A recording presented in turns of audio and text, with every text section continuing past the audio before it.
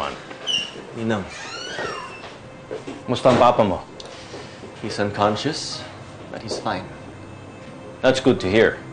Pinatawag ka namin para personal namin sabihin sa'yo na si Arthur ang papalit sa'yo bilang kandidato ng partido. What? Akala ko ba naayos na natin to?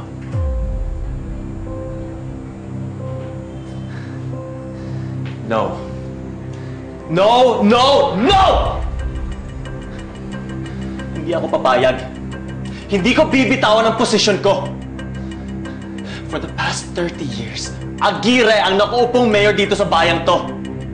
I will not let anyone strip me of my right. Roman, with all that's happening in your family, mas makakabuti sigurong hindi mo na itutuloy ang pagtakbo. Ayusin mo muna ang problema ninyo. After Arthur's term, ibibigay namin uli sa yung pagkakataon. No way. Ako ang magiging mayor ng San Diego, no matter what!